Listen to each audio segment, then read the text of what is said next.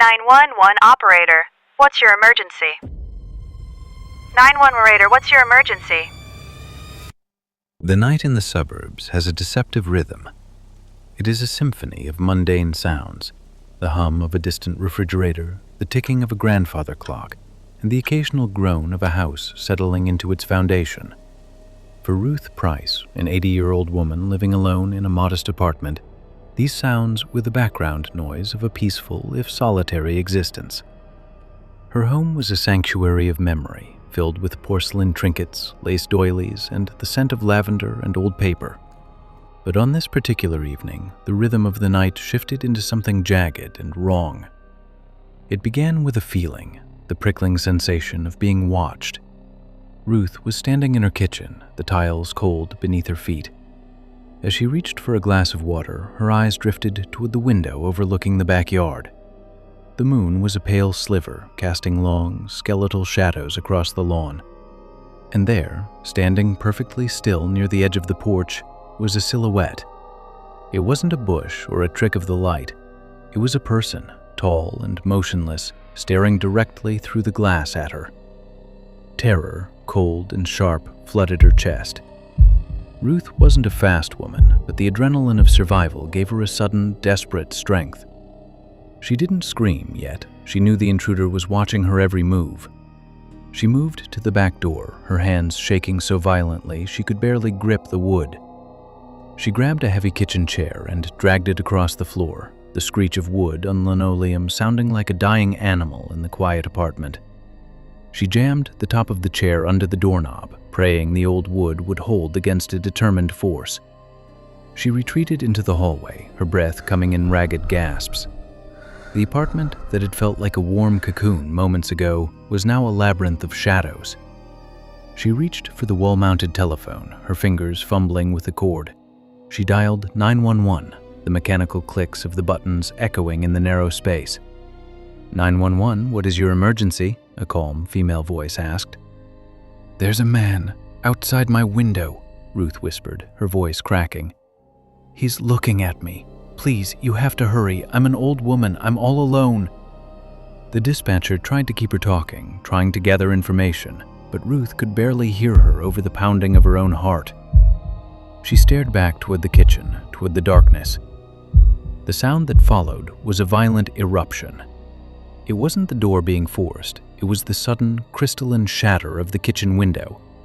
The intruder hadn't bothered with the lock. A heavy object had smashed through the glass, sending shards flying across the counter. The delicate lace curtain now whipped frantically in the inrush of cold night air. The barrier was gone. The outside had come in. He's in! He's in the house! Ruth shrieked, her voice rising to a pitch of pure, primal fear. She turned and ran down the hallway toward her bedroom, her bare feet slapping against the floorboards. Behind her, she heard the heavy thud of someone leaping through the broken frame.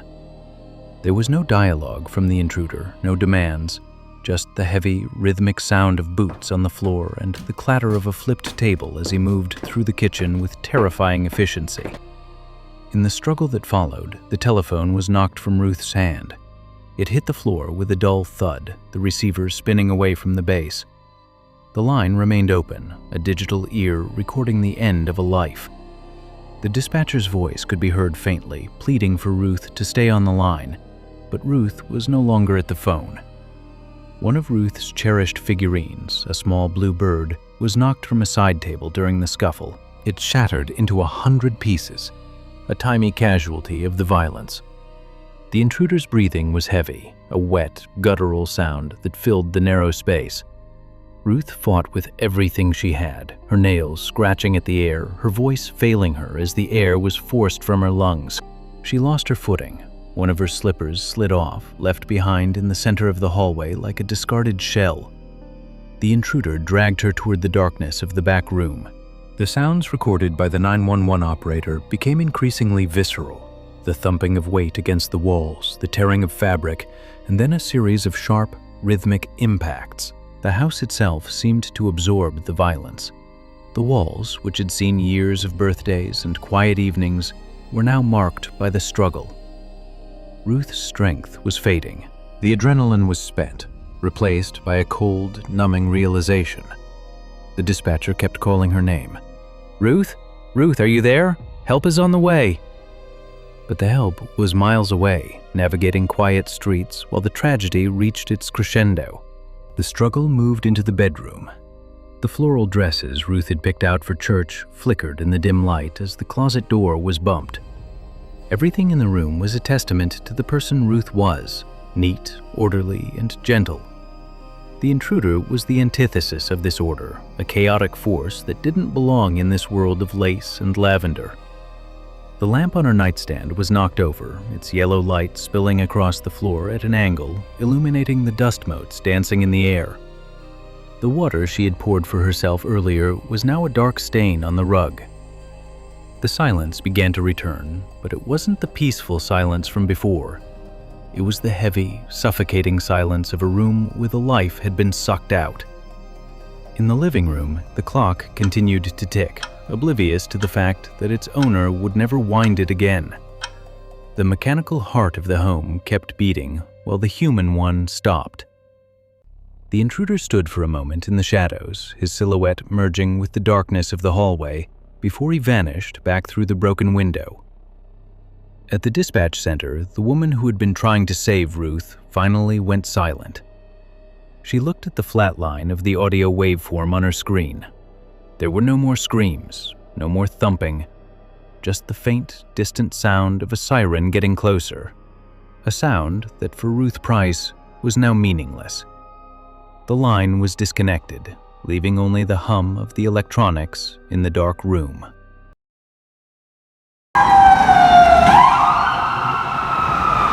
The morning of September 11th, 2001, began with a sky so blue it felt artificial. It was the kind of clarity that made the steel and glass of the World Trade Center look like pillars of light. Kevin Cosgrove, a high-ranking executive, arrived at his office in the South Tower as he did every other day. His world was one of panoramic views from the 105th floor. But at 9:03 a.m., the sky turned into a furnace. When the second plane struck the South Tower, the impact wasn't just a sound. It was a physical displacement of reality. Kevin was trapped.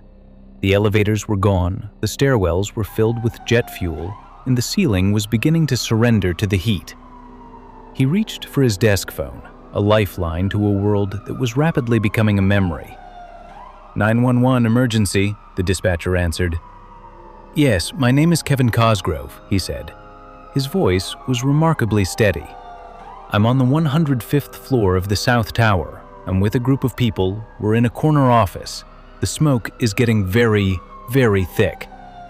Behind him, the office was disintegrating. The air was no longer transparent. It was a swirling gray soup of pulverized drywall and ash. The heat was becoming an entity of its own.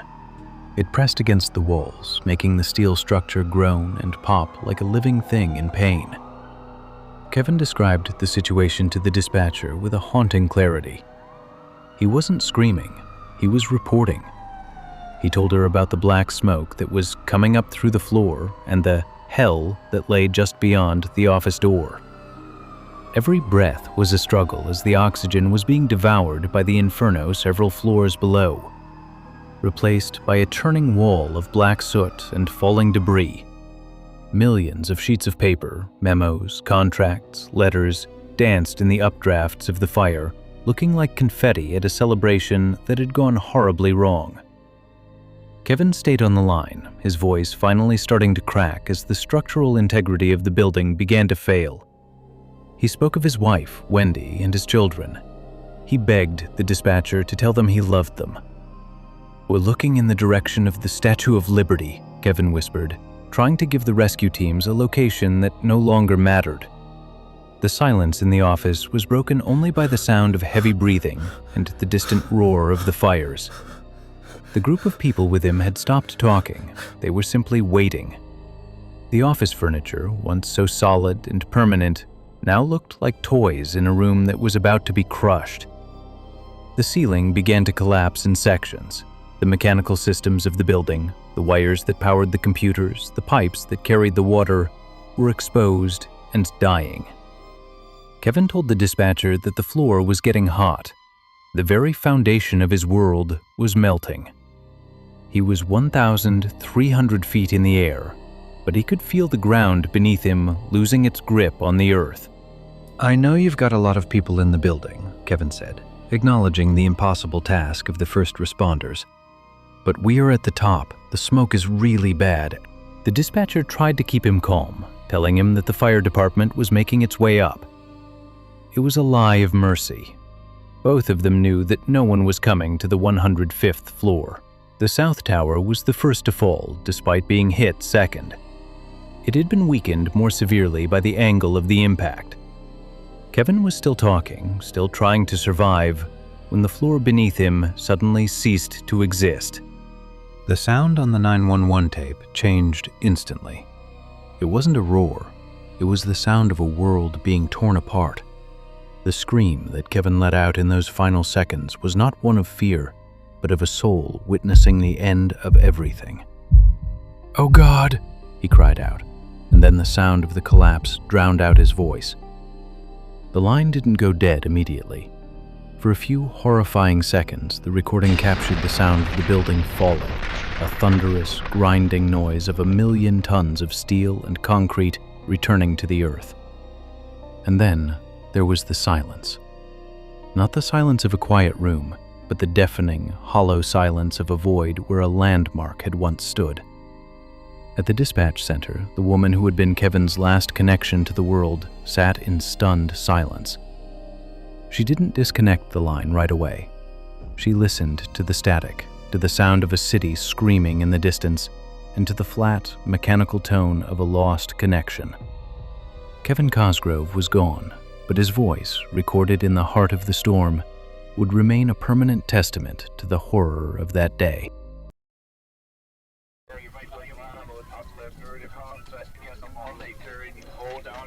Lake Lanier does not look like a graveyard. On a warm summer evening, its surface is a vast sheet of liquid sapphire reflecting the bruised oranges and purples of a Georgia sunset. But beneath that beauty lies a world of shadows.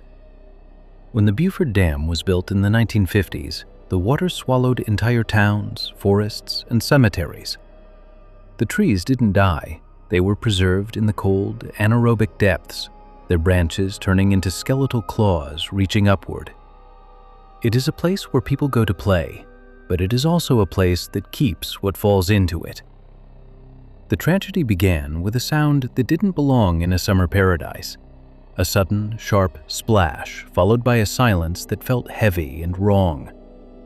A family had been enjoying the evening on a small boat when their youngest boy simply slipped over the side. There was no struggle, no frantic waving, just a ripple that vanished as quickly as it appeared. The 911 call was placed from the shore by a witness who had seen the mother's frantic reaction. The dispatcher's voice was a sharp contrast to the raw, visceral screams echoing across the water. 911, what is your emergency? A child is gone, the caller gasped. He went under, near the old bridge pillars. He hasn't come up. It's been minutes. Oh God, it's been too long. The dispatcher began the grim protocol of dispatching dive teams, but everyone familiar with Lake Lanier knew the truth. The bottom of the lake is not a flat bed of sand. It is a nightmare of tangled debris. Old barbed wire fences, rooftops of sunken houses, and the ghost forests create a subterranean maze that captures anything that sinks. The camera of the mind drifts away from the screaming family and settles on the water's surface. An orange life vest, the very thing meant to prevent this, bobs rhythmically several yards away from the boat. It is empty, drifting slowly toward the dark, impenetrable tree line of the shore. The water around it is thick and green, filled with silt and the secrets of the valley below. Stay calm, the dispatcher urged, though her own voice betrayed a hint of the dread she felt. Divers are 3 minutes out. Can you see him? Nothing, the caller replied, his voice dropping to a terrified whisper. The water is like ink. It just swallowed him. On the muddy bank where the family had set up their picnic earlier, the signs of life were still there, frozen in time. A single blue sandal sat half-buried in the sticky red clay, a silent testament to the child who had stood there only an hour before. Footprints led down to the water's edge, crisp and clear in the mud, but there were no prints coming back up. The lake had taken its toll, and the shore was now a place of abandoned things. 10 feet below the surface, the reality was even more terrifying. The sunlight struggled to pierce the murky depths, illuminating the jagged remains of a world that used to be dry land. A rusted barbed wire fence, once part of a farmer's pasture, stood as a silent, submerged trap. Pieces of algae and debris clung to the wire, swaying gently in the slow, invisible currents of the lake. This was the siren's grip of Lake Lanier, a place where one wrong move meant becoming part of the landscape forever. The boat drifted near the massive stone pillars of a bridge that had once crossed a river long before the valley was flooded. Now the pillars were like gravestones rising from the deep. The water swirled around them in dark, hypnotic patterns. The dispatcher continued to ask questions, trying to keep the caller engaged, but the answers were becoming shorter, more hopeless. Somewhere on the lake bed, a heavy, waterproof flashlight that had fallen during the initial panic lay in the mud. Its beam was a dying flicker of artificial light in a world of natural darkness. It illuminated a small patch of the ghost forest, blackened, leafless branches that looked like rib cages. There was no movement here, only the crushing pressure of the water and the cold, indifferent silence of the depths. The sun finally dipped below the horizon, and the first police boat arrived. Its blue light cut through the gathering gloom, pulsing against the dark water like a heartbeat. The reflection was distorted, broken by the ripples, making the lake look as though it were bleeding blue light. The dispatcher on the phone finally told the caller to hand the phone to an officer. Her job was done, but the weight of the call remained. The divers prepared to enter the water, their movements slow and methodical. Their gear, heavy and metallic, sat on the deck, reflecting the flashing lights of the rescue teams. They knew what they were looking for, and they knew the dangers of the lake's fingers, the submerged trees that could snag an oxygen line or trap a limb. Every dive into Lanier was a gamble with a lake that didn't like to give things back. As the night took hold, the picnic area became a scene of profound sadness. A small plastic truck sat on the edge of a checkered blanket, its primary colors looking garish and wrong in the moonlight. The laughter that had filled this space only hours ago was gone, replaced by the distant, rhythmic thumping of a search boat's engine and the occasional hushed voices of the recovery team. Back at the dispatch center, the operator sat staring at her screen. The line to Lake Lanier was closed. She reached for a coffee, but it was cold. On her monitor, the call log showed the duration of the emergency, a few minutes that had changed a family's life forever. She looked at the flat line of the audio recording and wondered, as she did after every Lanier call, how many more secrets the lake was planning to keep.